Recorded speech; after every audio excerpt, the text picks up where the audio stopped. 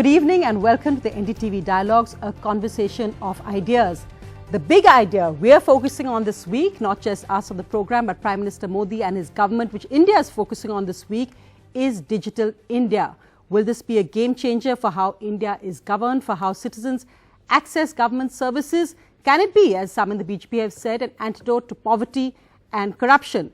Joining me tonight on that is the man in charge, the Minister, Mr. Ravi Shankar Prasad.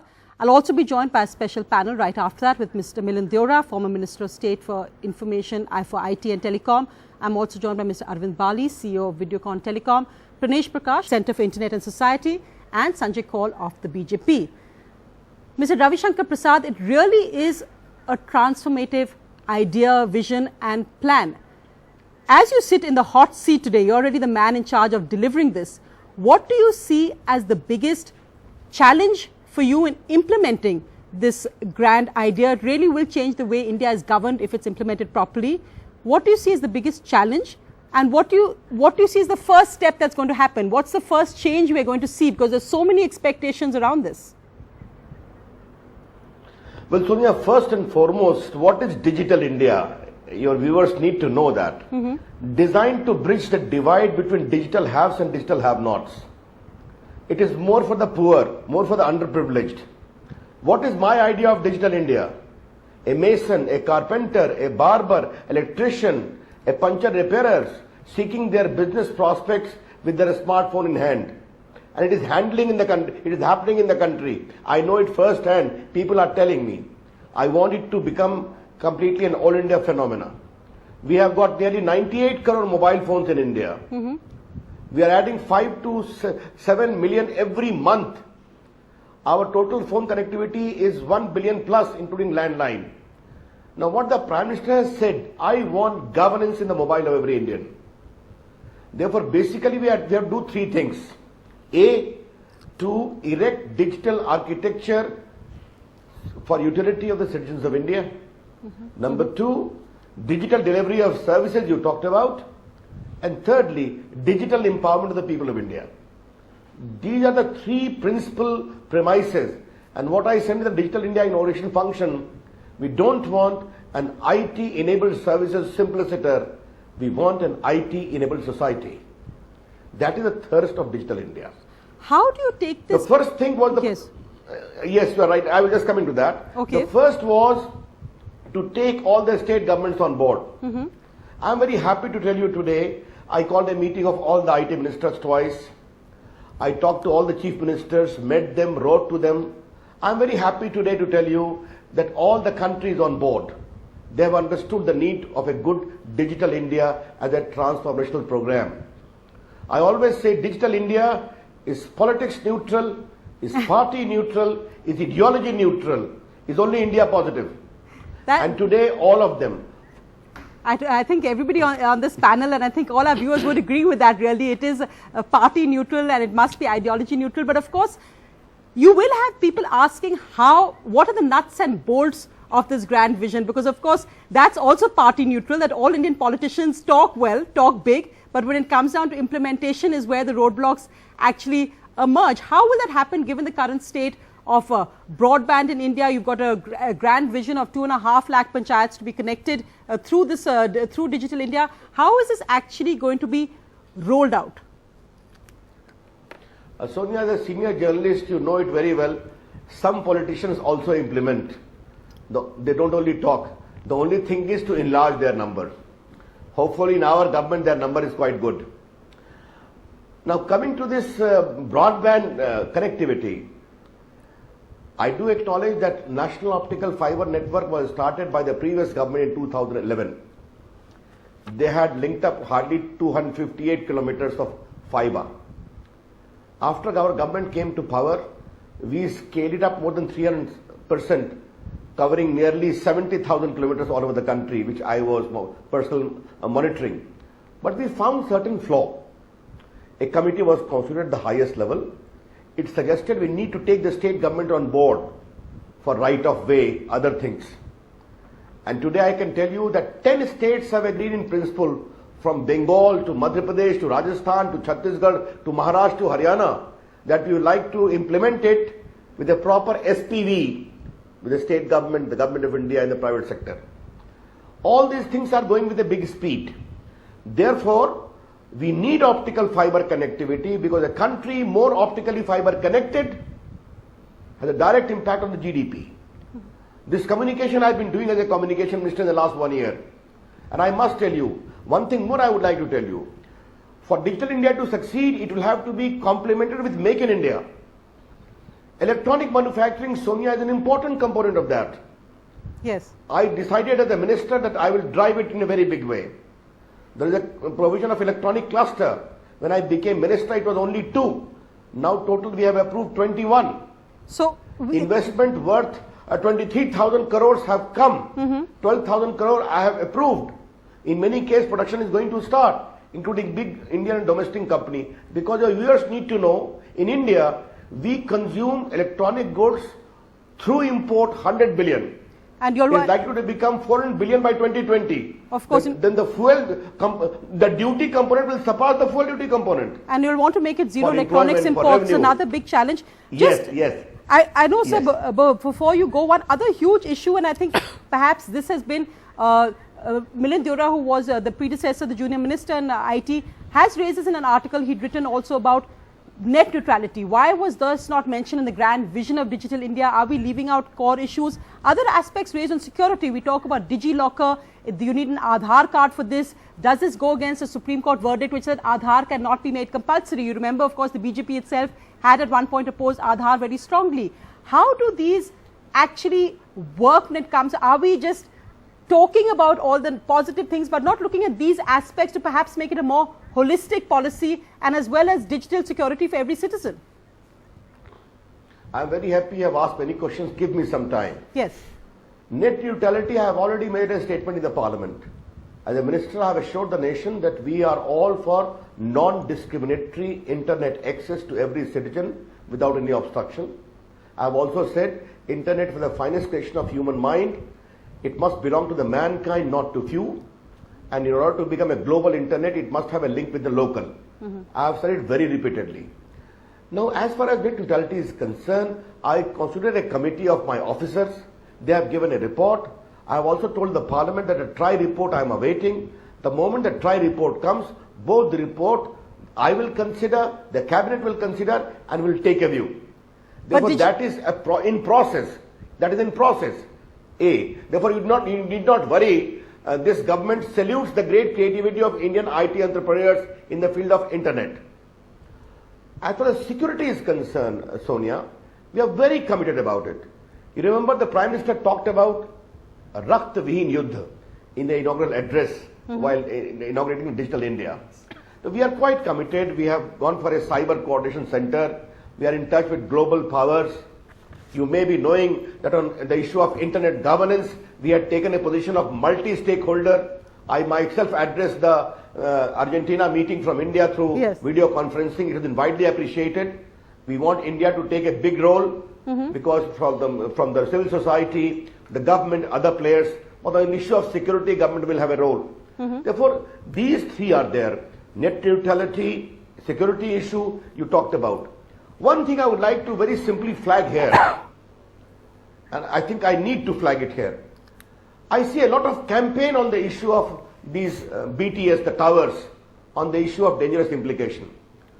I have already gone in detail with all the existing medical literature. There are 6 WHO reports, including the last one of 14.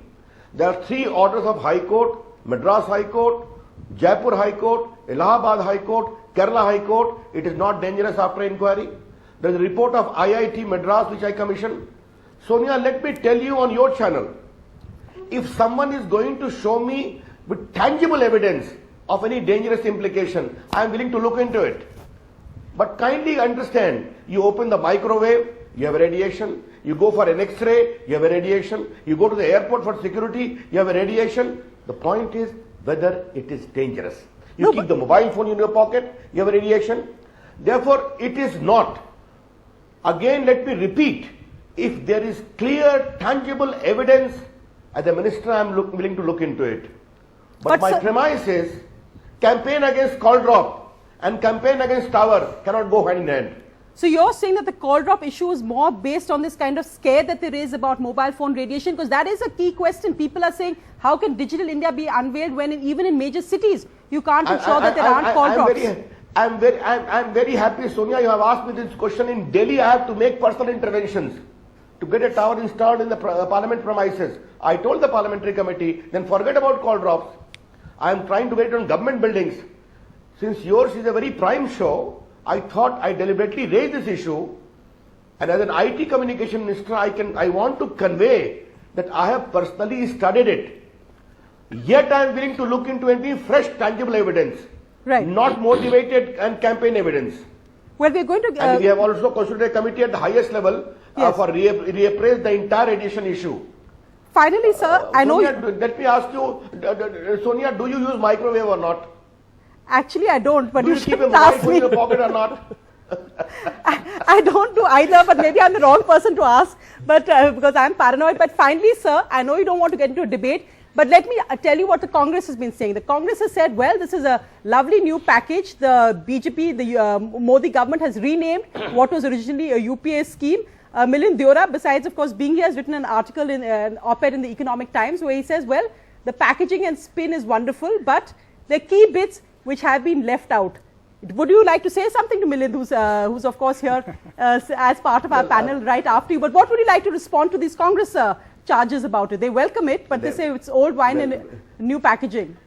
Well, Milind, I know he's a nice boy, I know him well, but this Milind or Digvijay Singh or anyone else are entitled to make a claim about anything. I don't want to make it a Congress or the BJP issue. It is an India issue. I am willing to take any suggestions if we have to give. But as far as repackaging is concerned, Sonia, let me make a gentle political point. I think the people of India have repackaged the Congress in 2014 elections. Okay? The sooner they realize, the better it is. Let them work more to earn the trust and the confidence of the people of India, because perhaps people of India thought that the scheme which they had envisaged, they could not implement for a better India. Therefore, they have trusted us. Mr. Prasad, thanks very much. And Milind, you want to respond to that? Go ahead. I think I mean, at a prima facie fundamental level, I agree with Mr. Prasad and I agree with the government that this is an apolitical initiative. And in my op-ed that I wrote a few days ago, I welcome this Digital India. Mr. Prasad himself admitted just now that it was a lot of UPA schemes that they've repackaged, but they're focusing on implementation. I think there were few things that were left out which are of a lot of concern to someone like me. One is when we talk of rural connectivity, because when we inherited and came to power in 2004, the teledensity rate in India was about 7%. We brought it up to about 78% or almost 80% today, if I'm not mistaken. Internet penetration today is about 20% in the country. So we invested heavily in infrastructure. We took it to rural areas. But on the issue of what we created called the National Optical Fiber Network, which will connect 2.5 lakh panchayats to broadband. That happened when I was a minister in the Department of Communications and IT, and Mr. Ravi Shankar Prasad spoke about it. Unfortunately, in the last 1 year, a lot of the groundwork that we had done, which was to consult states, bring them on board, ask state governments to waive off right of way, because in effect, if we are rolling out this infrastructure in their states, it's a boon and a boost to their infrastructure, to industry in their state. And that's just coming out right now. Unfortunately, the speed at which this government is implementing it is a serious concern. On the issue of net neutrality, for instance, I think if you look at the US example, which happened very recently, none other than the President of the United States, President Obama, in spite of the fact that FCC, which is their TRA equivalent, was studying this issue and was about to pass a ruling in favor of net neutrality, President Obama upped the ante and intervened and said net neutrality is extremely important. Mr. Ravi Shankar Prasad at best has been very ambiguous about whether net neutrality is good for India or not. The Prime Minister has been completely silent, and I think that's something which is extremely serious, because at one level, if you talk about connectivity, universal connectivity, internet for all, if you don't allow the customer and the consumer the freedom to access the OTT services that he or she wants to, you're in effect playing into the hands of telcos. And that is something which was completely absent from Digital India, which is of serious concern. The last point, Sonia, about mobile towers, since we talked about that, I don't think firstly it's an either or debate, whereas you say I'm going to encourage connectivity or I'm going to look after people's healthcare. I think both need to coexist. We need connectivity, but at the same time, I don't agree with the argument that because we use a microwave, we should allow our brains to potentially be fried by a mobile tower. So when I was in power, I instituted a committee which had the Department of Telecom taking a lead. We roped in the Department of Science and Technology. I roped in the Ministry of Health and Family Welfare to study the impact on Indians, because we have different body mass index from Westerners and people around the world.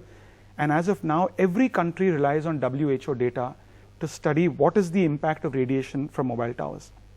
I wanted India to be the first country that would do a country-specific study.